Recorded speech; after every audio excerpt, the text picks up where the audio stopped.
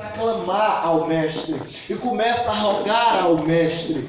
Ele começa a pedir ao mestre, porque ele necessitava de um milagre, pois ele tinha uma filha de aproximadamente 12 anos de idade, que estava moribunda, estava doente à beira da morte, e não restava esperança para ela. E a Bíblia vai nos dizer que este homem é Jairo. E o que eu acho interessante, meu pastor, é que em algumas das traduções, eu não lembro qual foi que eu li, vai dizer que Jairo era o príncipe da sinagoga. Em outra está escrito, e um dos principais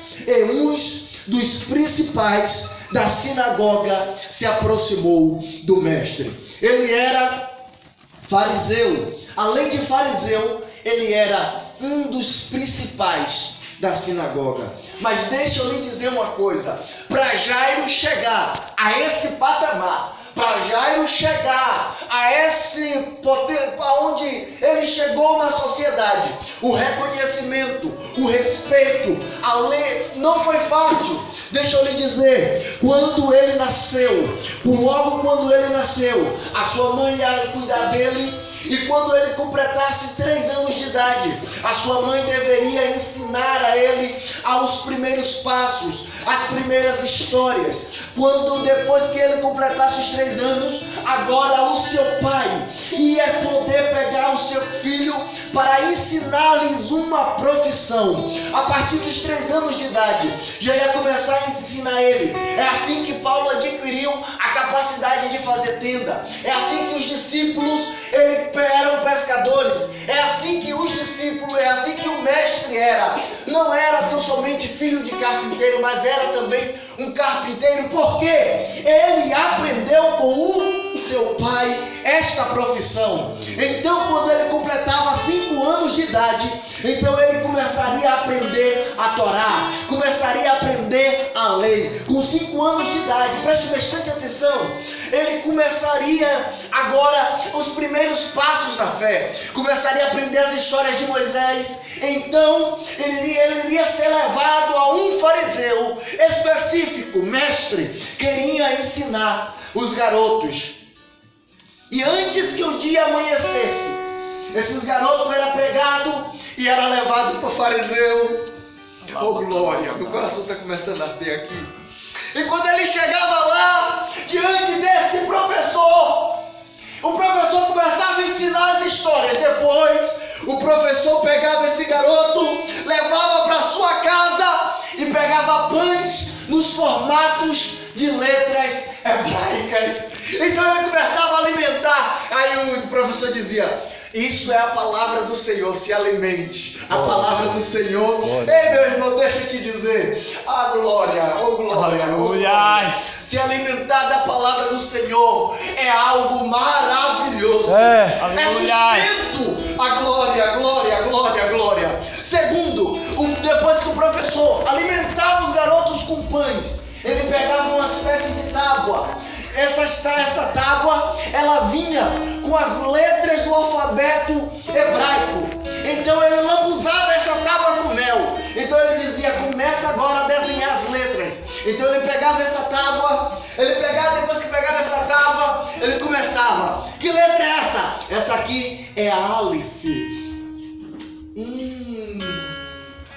E essa aqui é Tem.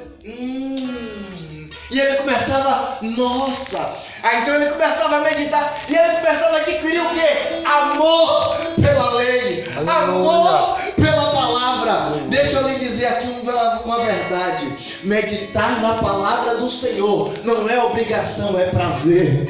Meditar na palavra do Senhor é alimento. Meditar na palavra do Senhor, meu irmão, não é castigo, é alimento, é prazeroso, é bom. Se alimente da palavra, viva da palavra. Sustento para o crente é a palavra. Aleluia! Glória a Deus! Depois que ele completava 12 anos de idade, ele iria para um teste oral, aonde os mestres iriam ficar ali, observando. Aleluia. E ele iria ter que recitar toda a Torá, os 5 livros da Bíblia, chamados Gênesis, Êxodo, Levítico, Número e Deuteronômio, sem errar uma vírgula.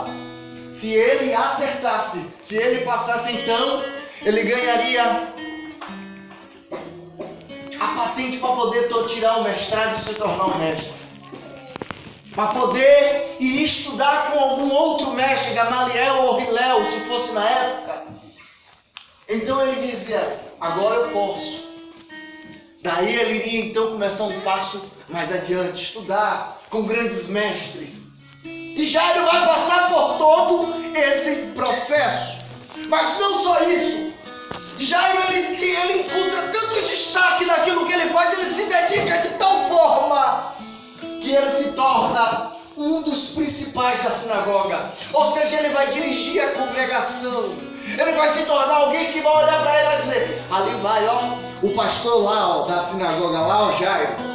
É de Cafarnaum, eu sou de lá, ele é Jairo. Imagina só, onde Jairo chegava, ó, mestre Jairo. Só que agora é diferente. Jairo, ele tinha destaque na sociedade. Jairo, ele tinha posição na sociedade. Mas a Bíblia vai nos dizer que um problema, ele veio até a casa de Jairo. Por quê? O problema não procura endereço. Porque a crise, pastor, ele não procura, eu vou ver pastor domingo porque está muito bonito com essa blusa da Lacoste. Não, o problema, minha jovem, ele não procura, ela está bonita, eu vou procurar ela. Não, ele não procura endereço, ele simplesmente aparece. A circunstância, ela não procura quem, ela simplesmente vai. Quem sabe você estava com um emprego bom, maravilhoso, e de repente a porta fechou. Por quê? Ele não procura endereço. Quem sabe você estava de uma vida maravilhosa, 1000 maravilhas, mas as circunstâncias veio, porque ela não procura endereço, ela não procura quem, ela vai simplesmente, e ela não avisa, olha, eu estou mandando aqui uma mensagem para você, vai dizer que tal dia eu estou chegando. Não, ela simplesmente chega. E foi assim que Jairo ela chegou.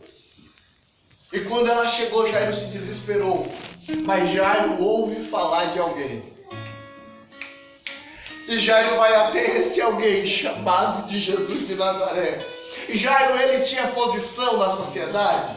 Jairo, ele tinha destaque na sociedade. Ei, Jairo, ele era reconhecido por aquilo que ele conquistou. Mas olha para cá. Aí quando o problema vem até Jairo, aí Jairo vai. Aí a multidão começa a abrir. Olha, o mestre está passando. Olha, Jairo, o príncipe está passando. Aí Jairo vai. Aí quando ele se encontra diante de Jesus, aí ele vai e se inclina. Mas deixa eu dizer um segredo. O fariseu, ele não se curvava diante de outro homem. É verdade. Aleluia. Quando Jairo chega diante de Jesus, ele se curva diante de Jesus. Vem cá, me ajuda a pregar. Vem cá. Quando Jairo, ele chega diante de Jesus e, mestre, sabe o que ele está querendo dizer? Meu problema é grande, Senhor. Eu consegui ter destaque na sociedade. Eu estudei, eu aprendi, eu lutei, batalhei e consegui. Mas o problema veio, o problema é grande. Mas eu quero dizer que apesar do meu destaque, o Senhor é maior do que eu. Ele vai dizendo, Jesus, o Senhor é maior do que eu. Aleluia. O Senhor é maior do que minha posição na sociedade. O Senhor é maior do que o glória a Deus. Já não está dizendo, o Senhor é maior, o Senhor é maior.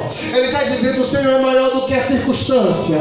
O Senhor é maior do que o problema. A sua adoração não se limita ao problema. Você é pro aleluia. Glória a Deus. Tem um hino que eu gosto muito, que diz, o verdadeiro adorador, ele adora independente da circunstância, ele está adorando. Se Deus fizer, ele adora. E se não fizer, eu estou adorando do mesmo jeito. A porta abriu, estou adorando. Se fechou, estou adorando também. É assim, aleluia, Deus é maior. Isaías fala desse Deus. Esse Deus, ele é tão grande que ele mediu, pegou todo o tamanho da mão de Deus, pegou toda a pó da terra e colocou na palma das suas mãos. Olha o tamanho da concha da mão de Deus. Ele pegou todos os mares, oceanos e rios e ribeiros e colocou na palma da sua mão, na concha da sua mão. Ele pegou as ilhas e lançou situação como se fosse uma coisa pequenina. Ele pegou as nações que para ele são como um pingo de água que cai dentro de um balde. Ele observa, ele senta na roda do globo terrestre para observar os moradores que para ele são como um gafanhoto. Olha a grandeza desse Deus. Aleluia. O Senhor é maior. Glória a O Senhor é Deus. maior. O Aleluia. Senhor é maior.